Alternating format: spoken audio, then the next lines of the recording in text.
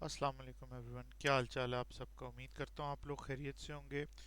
आज हम लोग एक और बड़े इंटरेस्टिंग टॉपिक के बारे में बात करेंगे। वो टॉपिक बहुत ज़्यादा डिस्कस होता है और बहुत ज़्यादा उसका डायरेक्टली या इनडायरेक्टली किसी भी बिजनेस पे इफ़ेक्ट होता है। पाकिस्तान में और पाकिस्तान से बाहर लोग इसको बड़ा सीरियसली लेते हैं और इस पे बहुत ज़्यादा टेबल टॉक्स और डिस्कशंस होती हैं। इसको टॉपिक को प्रमोट करने के लिए और इस टॉपिक के बारे में बहस करने के लिए बहुत ज़्यादा फील्ड्स बनाई गई हैं और उस फील्ड के ऊपर स्पेशलाइजेशन भी होती है। तो आइए चलिए स्टार्ट करते हैं उस टॉपिक को बारे में। क्या आपने बिजनेस स्टार्ट करना है तो कौन सा ऐसा टॉपिक है जिस पे बहुत ज़्यादा आपको फोकस की ज़रूरत है। आप चाहे पाकिस्तान में हो चाहे पाकिस्तान से बाहर हो, बिजनेस करते हुए इन चीज़ों को दिमाग में ज़रूर रखिएगा। ये बहुत आसान सी चीज़ें हैं मगर ये इम्पॉर्टेंट चीज़ें हैं। तो चलिए हमारे सेकंड लेक्चर का आगाज करते हैं। सबसे पहली चीज़ है पेस्टल एनालिसिस। पेस्टल एनालिसिस क्या होता है? पेस्टल एनालिसिस का मतलब पेस्टल मिल के बना है political, economical, social, technological, environmental और लीगल को मिला के। अच्छा जी, अब हम बात करते हैं कि इनकी ज़रूरत क्यों पेश आती है। ये डायरेक्टली आपके बिजनेस का आप पर इस पर आपका कंट्रोल नहीं होता, मगर ये चीज़ें आपको हिट करती हैं अगर ये इनमें से कोई एक भी चीज़ पे अनरेस्ट हो। पाकिस्तान में रिसेंटली आपने देखा होगा पॉलिटिकल बहुत ज़्यादा इंस्टेबिलिटी है। इलेक्शन डिले होने की वजह से पॉलिटिकल मज़ीद इंस्टेबिलिटी बढ़ी है, जिसकी वजह से पाकिस्तान में सरमायादारी आना कम हुई है और दुनिया के मुख्तलिफ खित्तों में जिधर भी इन्वेस्टमेंट होती है उधर पॉलिटिकल सिचुएशन पे बड़ी कीन नज़र रखी जाती है। पाकिस्तान में अगर आप लोगों ने बिजनेस करना है तो आप लोगों के लिए बहुत ज़्यादा ज़रूरी है कि इस चीज़ पे फोकस करें। पॉलिटिकल सिचुएशन किस तरीके से और इफेक्ट करती है, जैसा कि आप सब जानते हैं पाकिस्तान में एक गवर्नमेंट चेंज हुई, लीगल हुई, लीगल हुई, अच्छी हुई, बुरी हुई, मैं इस बहस पे नहीं जाऊंगा। मगर उसके रैपिड चेंजेस हुए और उस रैपिड चेंजेस की वजह से प्राइसेस एकदम से शूट कर गई, जिसकी वजह से बहुत ज़्यादा प्रॉब्लम्स आए। हम लोग अगर पाकिस्तान में रहते हैं और हम इन चीज़ों पे ध्यान नहीं दे पाते तो हम लोगों को लॉसेस बहुत ज़्यादा फेस कर सकते हैं। पॉलिटिकल इंस्टेबिलिटी किसी भी आपके बिजनेस को, चाहे आप छोटे से छोटा करें बड़े से बड़ा करें, उस पर इफेक्ट करता है। पाकिस्तान में महंगाई बढ़ने की वजह एक बहुत बड़ी पॉलिटिकल इंस्टेबिलिटी भी है। दूसरा टॉपिक आता है इकोनॉमिक एनालिसिस। पाकिस्तान की इकोनॉमी या दुनिया में जितने भी ममालिक हैं उनकी इकोनॉमीज जो हैं वो ग्रो या डिक्लाइन करती हैं इकोनॉमिक कंडीशंस की वजह से, लोगों के रहन सहन के ऊपर और लोगों की कुव्वत खरीद और कुव्वत सकत पर। कुव्वत खरीद का मतलब यह है कि आपके पास कितने पैसे हैं जिनमें आप कोई चीज़ खरीद सकते हैं। पाकिस्तान में बात की जाए या पाकिस्तान से बाहर, तो जब चीज़ों की प्राइस बढ़ती है तो लोगों की कुव्वत खरीद से वो चीज़ बाहर हो जाती है। अगर हम पाकिस्तान की इकोनॉमी पे बात करें तो जैसा कि आप सब जानते हैं पाकिस्तान में पैसे ना होने की वजह से और गवर्नमेंट की जो है फाइनेंशियल कंडीशंस ख़राब होने की वजह से पाकिस्तान में लोगों को मेजर लॉसेस हो रहे हैं और जिसकी वजह से पाकिस्तान में जॉब्स की बड़ी शदीद कमी हो रही है। दूसरे नाम पे हम लोग डिस्कस करते हैं सोशल इश्यूज।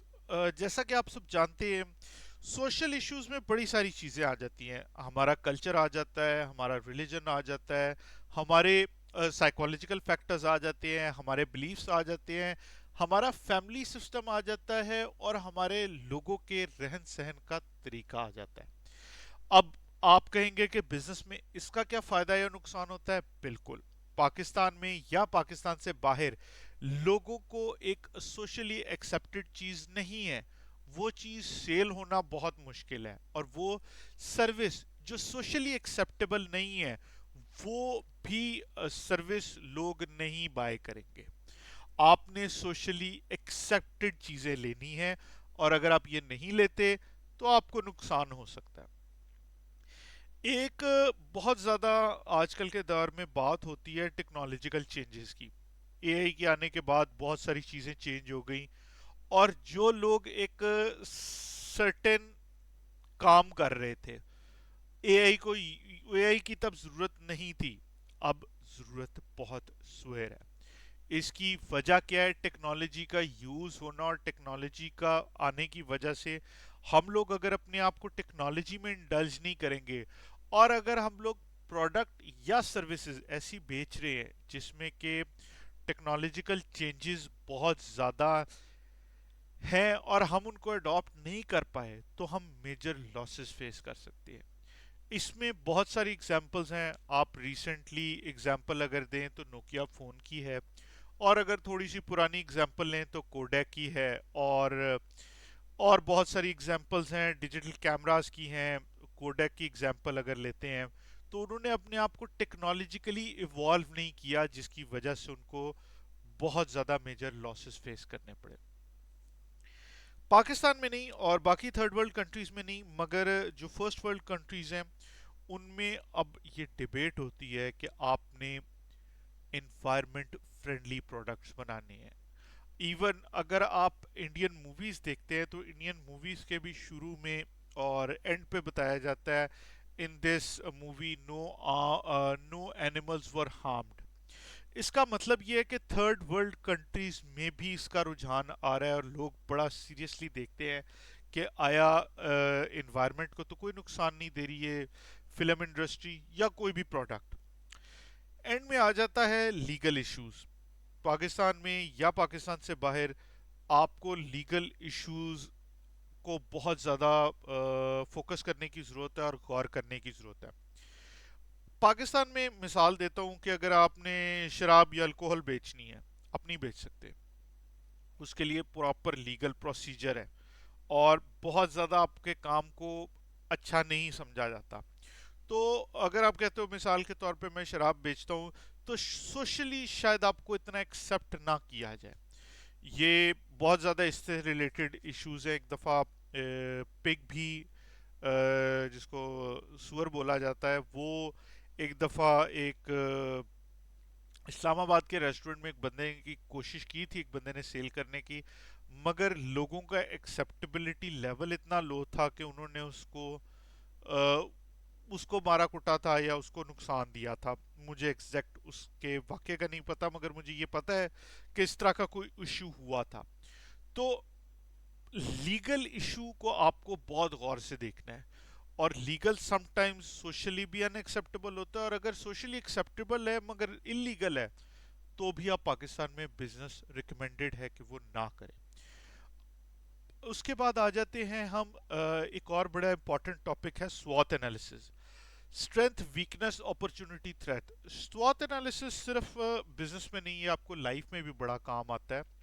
اگر آپ بزنس کرنا چاہتے ہیں تو آپ کو اپنی اسٹرینتھس پتہ ہونی چاہیے اور اپنی ویکنیسز کا بھی اندازہ ہونا چاہیے. ایگزامپل اس کی یہ دوں گا کہ آپ کی اسٹرینتھ کیا ہو سکتی ہے. ایگزامپل اس کی بیسٹ ہے کہ آپ تیز ٹائپ کرتے ہیں، آپ کی ٹائپنگ سپیڈ اچھی ہے، یہ آپ کی اسٹرینتھ ہے. کوئی بھی بندہ جو آپ کی جگہ پہ کام کرنے آئے گا وہ اسٹرینتھ آپ کی جلدی لے نہیں سکتا. اس کو سب سے پہلے ٹائپنگ سیکھنی پڑے گی، اس کے بعد آپ کو اس فیلڈ کے جاگونس پتہ ہے. جو بندہ نیا آئے گا اس کو شاید اس طرح جاگونس نہیں پتا. ایگزامپل ہمارے ملک میں یا کامنلی پاکستان میں اور انڈیا میں شوگر کی بیماری کہا جاتا ہے، مگر اس کا جارگون ہے ڈائبیٹک. ڈائبیٹک پیشنٹ کہا جاتا ہے، شوگر کا مریض. آپ کی جدھر اسٹرینتھس ہوتی ہیں ادھر آپ کی بڑی یونیک قسم کی ویکنیسز ہوتی ہیں. لیٹ می ریمائنڈ یو کہ یہ اسٹرینتھ اور ویکنیسز ٹائم کے ساتھ جو آپ کو لگتا ہے آپ کی اسٹرینتھ ہے وہ چینج ہو کے آپ کی ویکنیس بھی بن سکتی ہے. اس پہ بہت زیادہ غور کرنے کی ضرورت ہے، اور آپ لوگ فوکس کریں کہ آپ اپنی ویکنیسز کو کس طرح کم سے کم کر سکتے ہیں اور اپنی اسٹرینتھ کو کس طرح ابھار سکتے ہیں. اب یہ تو ہو گئی آپ کی انٹرنل فیکٹر، اسٹرینتھ اور ویکنیس آپ کی اپنی ہوتی ہے. اپرچونٹی ایک ایسی چیز ہوتی ہے جو کہ آپ کو باہر سے آتی ہے، جس کا آپ کا ڈائریکٹلی تعلق نہیں ہوتا. اس کی اگزامپل اس طرح لوں گا کہ آپ مثال کے طور پہ टायर सेल करने का बिजनेस करते थे। पाकिस्तान की गवर्नमेंट आई, कोई भी XYZ गवर्नमेंट आई, उन्होंने कहा जी कि आप जो लोग टायर सेल कर रहे हैं ना, उनको हम बिजली के बिल में छूट देंगे, क्योंकि पाकिस्तान में टायरों की बहुत कमी है, तो लिहाजा हम लोग, ये एक ऐसा एडवांटेज है जिसका आपको नहीं पता, आपके लिए अपॉर्चुनिटी है। आप क्लेम करेंगे टायर्स, और जो यूज टायर जो नहीं सेल कर रहे वो हमें दे दे, ये आपके लिए अपॉर्चुनिटी है। Same goes with threat. Threat एक ऐसी चीज होती है जो कि आपके कंट्रोल में नहीं होती, मगर अगर जो स्ट्रॉन्ग एनालिसिस करते हैं या जो स्ट्रॉन्ग प्रिडिक्शन करते हैं, वो थ्रेट को पहले एनालाइज करके उसको मिनिमाइज कर सकते हैं। इसकी बेस्ट एग्जांपल कैसे दूंगा? एग्जांपल मैं ये दूंगा कि आपको लगता है कि आगे जाके आप लोग बाहर से चीज़ खरीद रहे हैं, तो आप जो है वो डॉलर की प्राइस बढ़ जानी है, तो आप डॉलर प्री बाय कर लेते हैं। एग्जाम्पल ये है कि आप कहते हैं कि जी डॉलर की प्राइस आगे जाके बढ़ जानी है, तो हम इतने डॉलर का या इतने डॉलर लोगों को रखवा देते हैं और इसकी प्री पेमेंट कर देते हैं कि जी हमसे आपने 2024 तक या 25 तक जो है आपने इतने का ही लेने हैं, और हम आपसे कम से कम इतने डॉलर लेंगे। ये लॉक हो जाता है। ये कंस्ट्रक्शन वर्किंग में बहुत ज़्यादा यूज़ होता है, जिधर नॉर्मली ब्रिक्स या ईंटें जो होती हैं वो प्री बाय कर लेते हैं कि जी ईंटों की प्राइस ऊपर गई नीचे आई, आपने हमें 10,000 ईंट देनी है, इधर तक देनी है। तो ये स्वॉट एनालिसिस और ये पेस्टल एनालिसिस बहुत इंपॉर्टेंट है किसी भी बिजनेस को स्टार्ट करने के लिए। और अगर आप स्वॉट और पेस्टल एनालिसिस अपने बिजनेस का करना चाहते हैं, तो मुझे ज़रूर कमेंट सेक्शन में बताइए कि आपका बिजनेस क्या है, ताकि मैं उस पर स्वॉट और पेस्टल एनालिसिस करके ये बता सकूं कि आपकी स्ट्रेंथ और वीकनेस क्या हो सकती है, आपके लिए अपॉर्चुनिटी क्या हो सकती है, और पॉलिटिकल और पेस्टल एनालिसिस के एनालिसिस करके ये बता सकूं कि आपके बिजनेस को क्या फ़ायदा या क्या नुकसान हो सकता है। प्लीज़ मुझे कमेंट सेक्शन में बताइए, और मैं उम्मीद करता हूं कि मेरा ये सेशन आपके लिए सीखने का एक ज़रिया बना होगा। और अगर आप मज़ीद कुछ जानना चाहते हैं तो कमेंट्स में ज़रूर बताएं, मैं अपनी वीडियोस को उसके मुताबिक करूंगा और आप लोगों को सिखाने की कोशिश करूंगा कि बिजनेस स्टार्ट करने में क्या प्रॉब्लम्स आते हैं और आप इनको किस तरीके से उन प्रॉब्लम्स को कम से कम कर सकते हैं। Thank you very much.